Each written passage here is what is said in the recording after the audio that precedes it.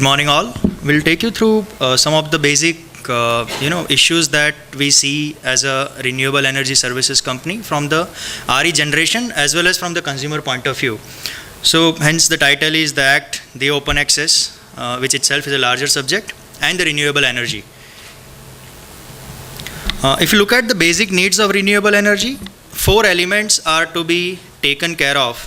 The very first thing is good feed-in tariffs. Large number of states are offering that, bearing few technologies like biomass, where it has become by and large unviable to operate, given the variable charges and the escalation related with that.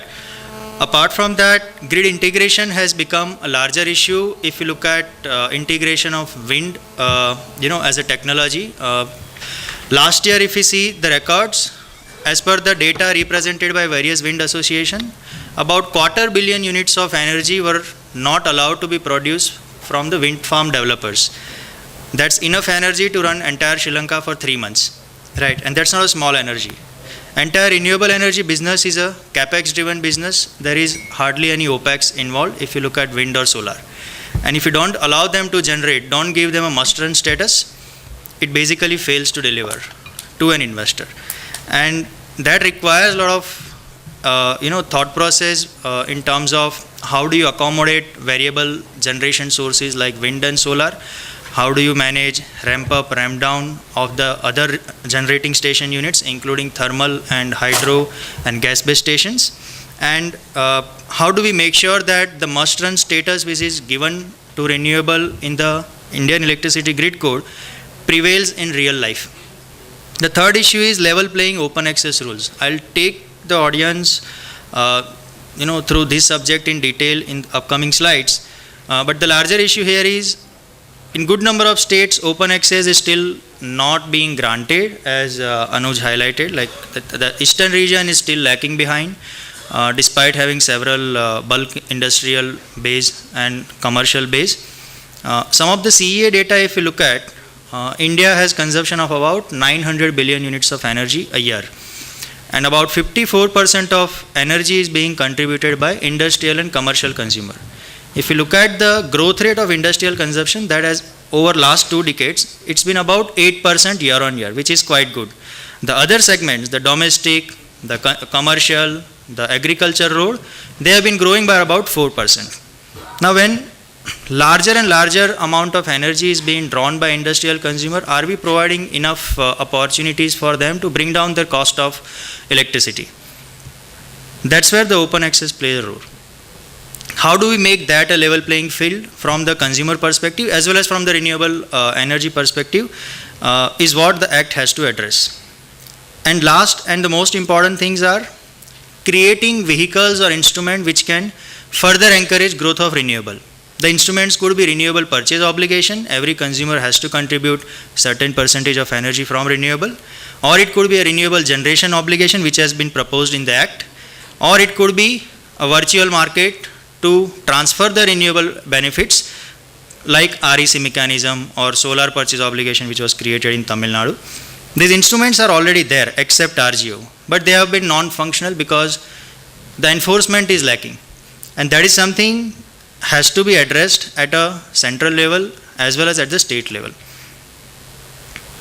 Now let's look at what the Electricity Act which is being proposed talks about renewable energy. So I have taken out only specific clauses and its impact and relevance from the renewable energy perspective. The very first thing is supply license. The Act says that the carrier and content has to be segregated out, and one of the important provisos that they have added in the Act is that if there is a renewable energy supply company, they don't need any license to supply such energy to any consumer. It could be open access.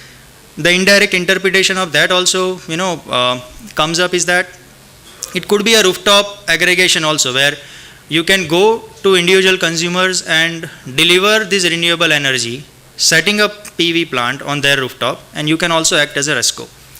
So this is a very positive sign, especially for bulk, large scale renewable energy developers who are looking at a diversified portfolio, and this could enable them to look at a wider consumer market from the energy offtake point of view. The second very important from our perspective is that clear definition of RPO. The renewable purchase obligation says that the consumers within the area of distribution licensee are part of the RPO. That was in the previous version of the Act. That led to an ambiguity to many consumers whether captive and open access are part of RPO or not. If you look at the installed captive capacity in India, which is about 40 gigawatt, of that the operational will be, let's take about 25 gigawatt. And this much capacity indirectly got away from the entire RPO obligation because the definition did not have a clarity. Now the new Act clearly says that all captive and open access consumers will be part of RPO. There is a Supreme Court case going on this specific case where the Rajasthan High Court order has been challenged by few industrial consumers and associations at Supreme Court, challenging that why should captive and open access be part of RPO. The moment the Act comes, that ambiguity is clear. So that's a very welcome move, because all of a sudden this 25-30 gigawatt of capacity from captive, good number of open access consumers who are buying power from open access will now have a clarity where they can come forward and start meeting the obligation. Similarly, the third important thing is renewable energy supply companies. So as I said in the first point, supply license, you don't need a supply license to supply renewable energy, which otherwise you need if you are a supply licensee, if you want to act as a supply licensee and deliver energy. For RESCO, the role has been defined, the definition has been given. So it enables third-party rooftop model where you can go as a third-party owned rooftop systems and deliver energy to consumers. A small example in US is, there is a company called SolarCity. US as a country, by the way, last financial year they commissioned 800 megawatt residential rooftop systems. We are still talking in kilowatts at a national level.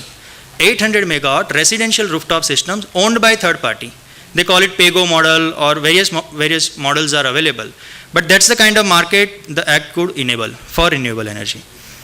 The Act also talks about National Renewable Energy Policy, which is good. The definition has been introduced, and like we have National Tariff Policy, National Electricity Policy, a clear renewable energy policy will probably lay down a more deeper guidelines and vision document in terms of how to reach 175 gigawatt of renewable energy till 2022.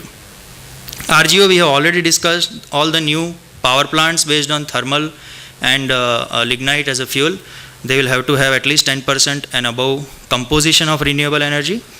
Penalties, again, the Act, the best part about the Act is there is a promotional penalty structure for renewable. If you default as a distribution company, there is some penalty. If you default as a supply company, there is some penalty.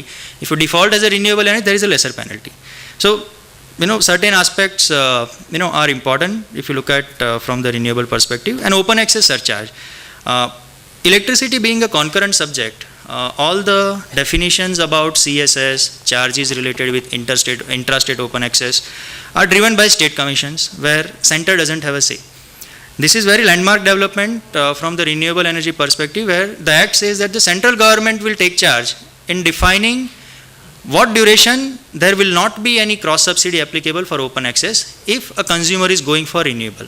And that's very, very phenomenal step if you look at from the consumer perspective as well as from the renewable energy perspective. Because CSS, as Anuj rightly pointed out, 3 rupees something in Tamil Nadu. There are consumers in Maharashtra, like a billboard. If they have to go for open access, they have to pay 15 rupee cross subsidy because the tariff itself is 20 rupees something. So, are we looking at a level playing field from a consumer perspective as well? So, for renewable, at least this will give some sign of relief if a consumer or generator has to go for renewable. Now, let's look at what is there for open access as far as the Act is concerned.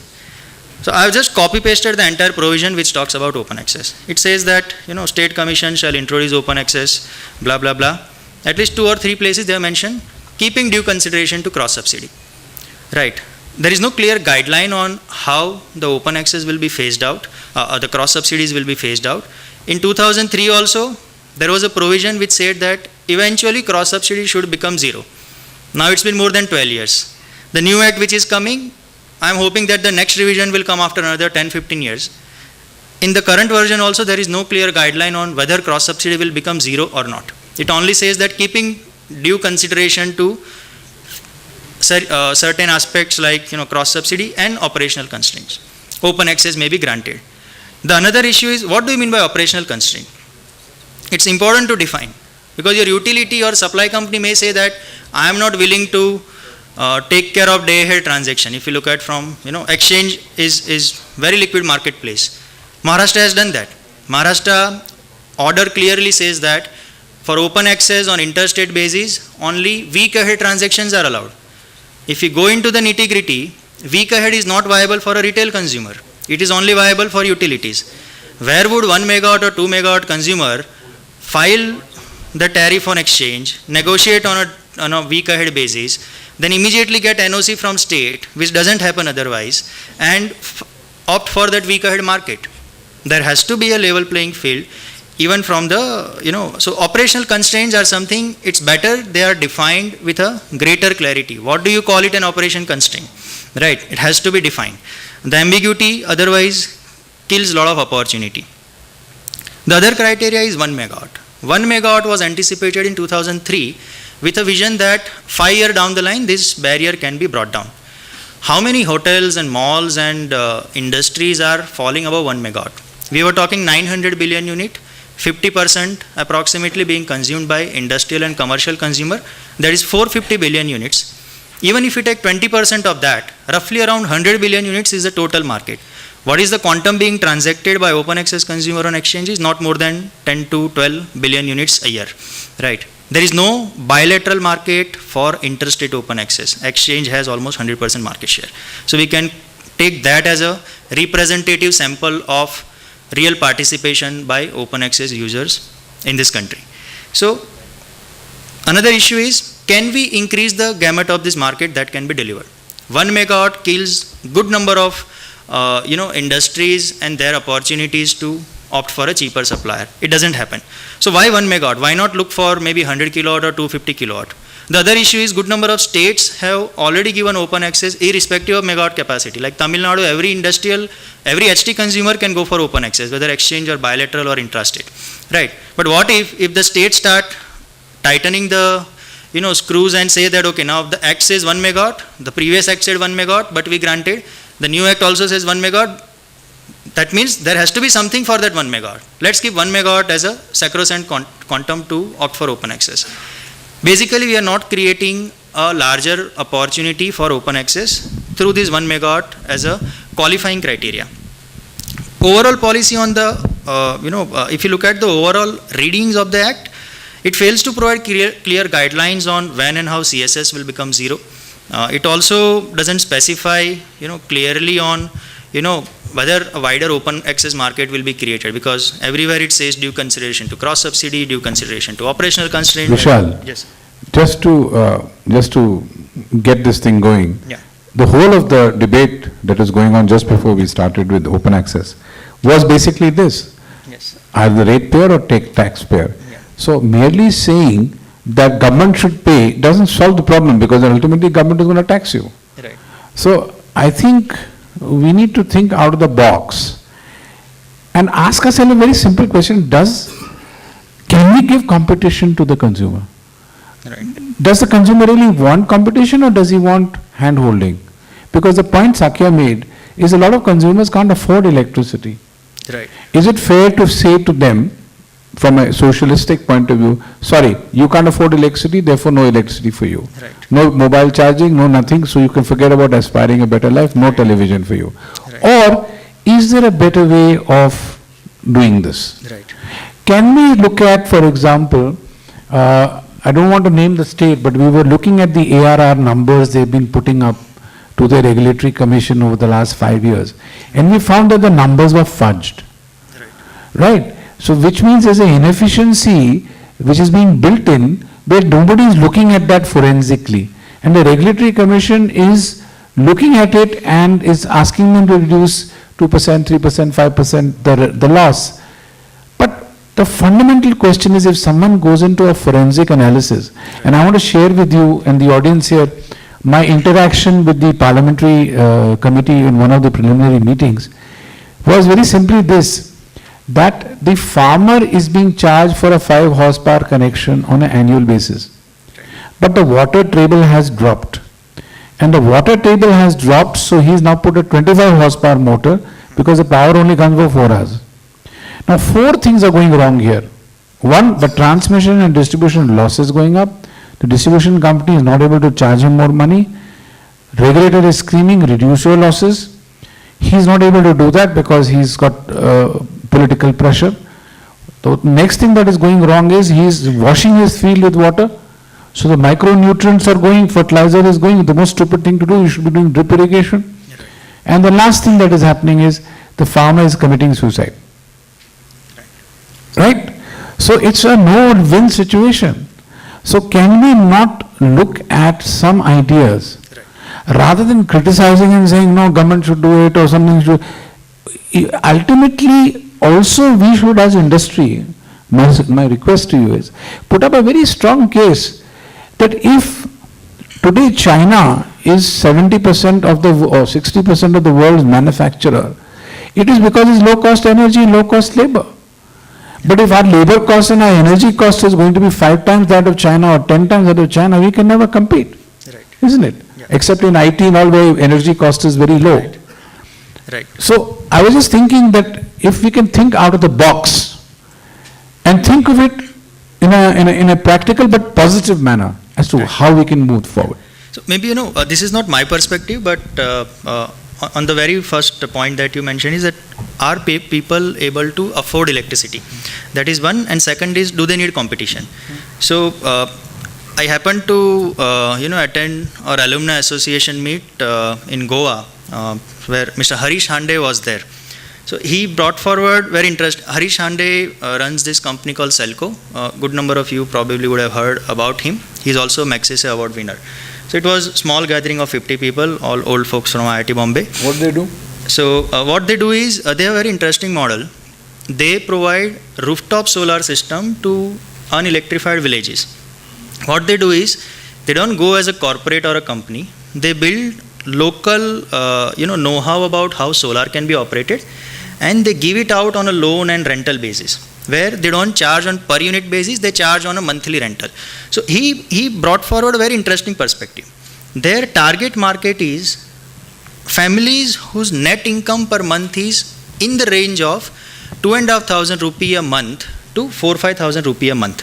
Monthly income for a family of 2 or 3 people. Right. So when people ask then how do you operate? Solar is expensive. Solar otherwise is unviable even for large corporate. How do they, afford this kind of electricity? So he said that, see, solar is expensive, but look at what we are competing with. The guy doesn't have electricity, right? The guy doesn't have access to better life. Electricity is becoming more and more synonymous of a better quality life that you can lead, right?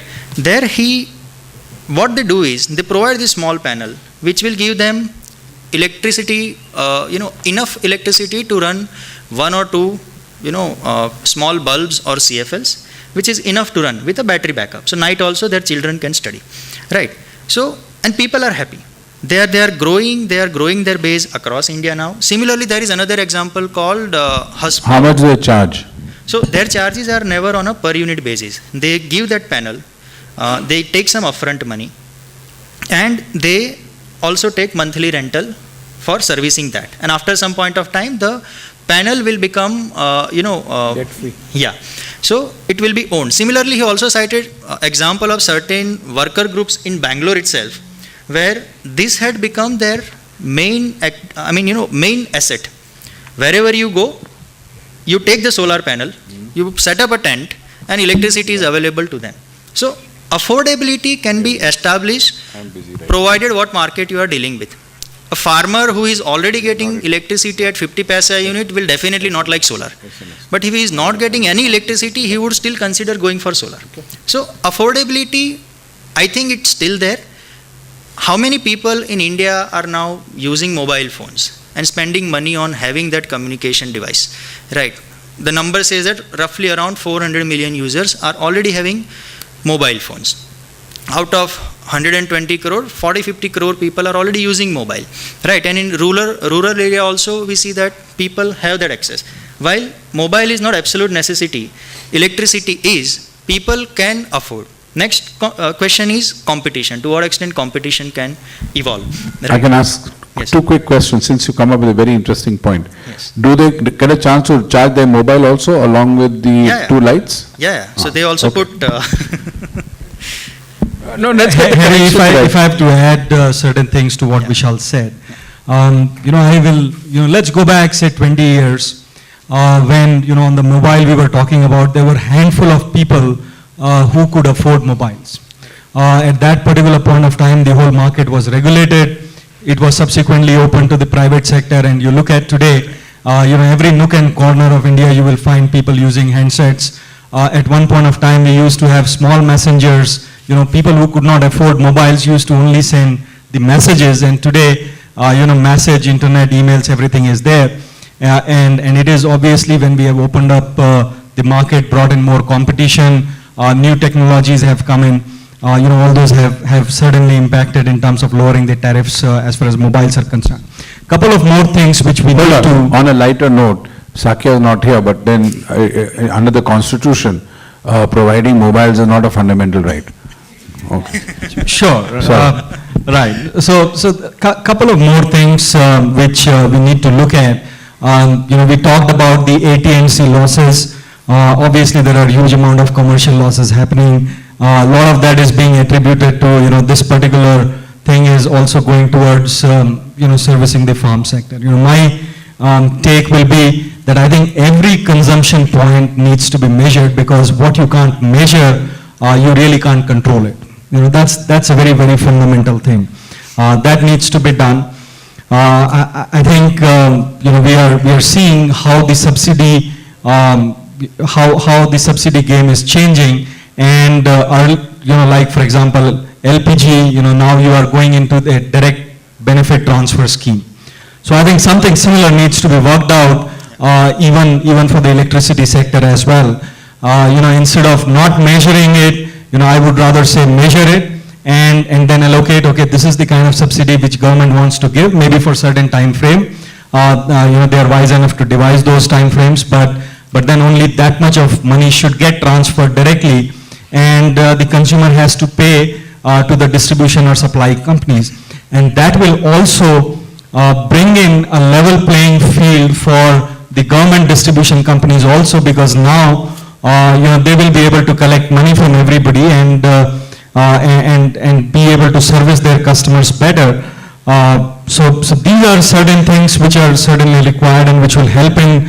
Also, I think once the competition comes in, the private players comes in, it will also be about how efficiently do you run your plants. Today, because of these high power costs, high cross subsidy charges, some of the smaller players who have larger power consumptions, they are going and setting up their own power plants, which are not a very large size, maybe 5 megawatts, 25 megawatts.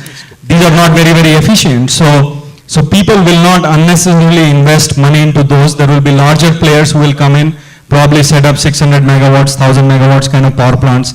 More efficiencies will come in, which will bring down the cost of production of power as well. So these are a couple of suggestions in terms of improving the competitiveness and making power cost more affordable. Yeah. So Just to quickly add, before you, sorry. I was talking to somebody in some part of the world, and I said, in India, in fact, actually Nepal, to be precise, bordering India, and I said, why would you buy such expensive electricity from India? He says, because we are spending almost 30 Nepalese rupees on generators, and they have absolutely 18 to 20 hour power cuts. So they're actually running cement plants and beer plants and steel plants based on diesel generating sets.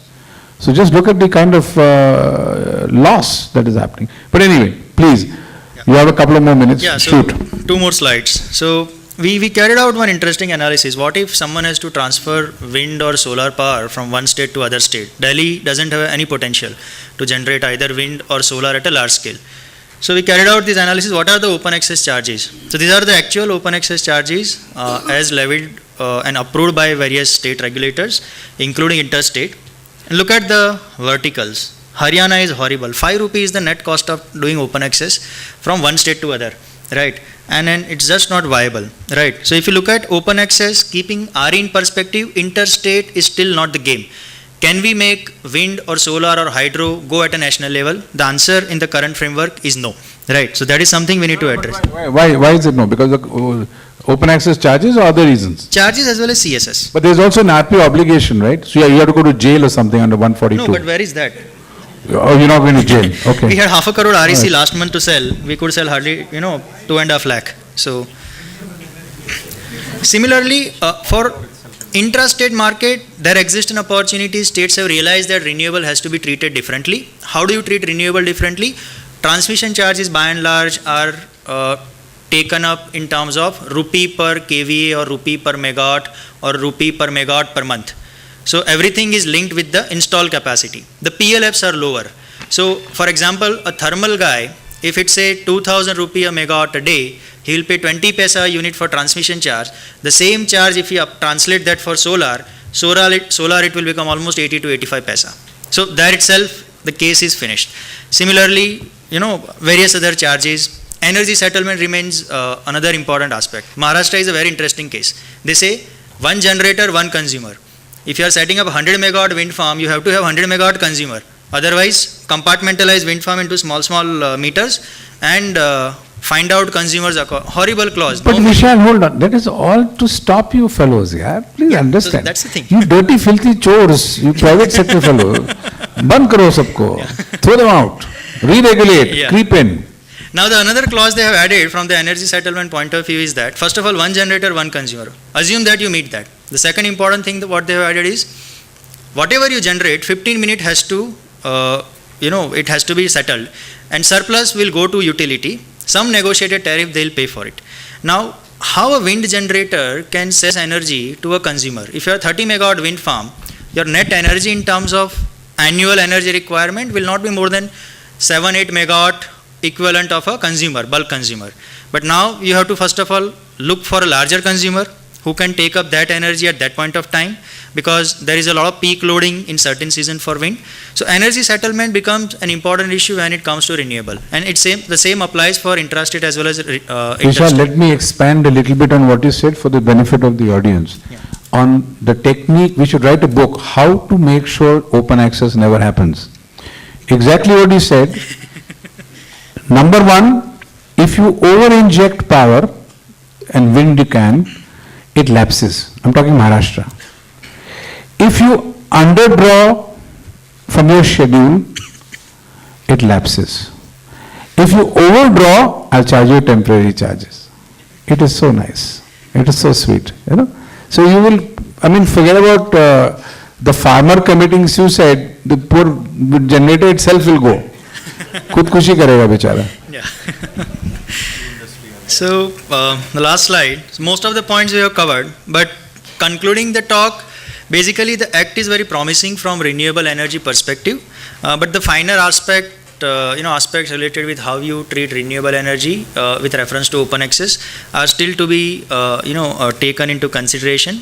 Intrastate markets are still growing, but we are seeing that states have realized that it's important to choke these markets now. Otherwise, the utilities will lose relevance. So the act has to address this in various levels. Vishal, before I let you go, I have to ask you a question. Yes. Can you schedule power from Tamil Nadu to Punjab? Wind? Wind power scheduling can be done, but the problem Does is it actually happen? Let's not talk on paper. no. So there have been banking It's transactions. happening? It could happen because southern region is net importer, so it's only an adjustment. It's only adjustment. But then there is But a what story we do about with EOIs? transmission constraint, no? Export from south to rest of India can happen. No, that part I know. Yeah. I'm talking about renewable energy at 2 o'clock in the morning, in the middle of the monsoon, when UI is zero. Right. Can you send that power to North India through from Tamil Nadu? Because I'm told they're switching off grids in Tamil Nadu. Please Yeah, react so to that, and then I would have, Mr. very- Ramakrishna, you react on a mic. Very interesting question. So how do you sell, power? So to decide how much quantum to sell, you need to know how much is going to be available with you. For that, you need to carry out certain forecasting activity, which will tell you in a reasonable accuracy that this much power will be available. That is the very first thing.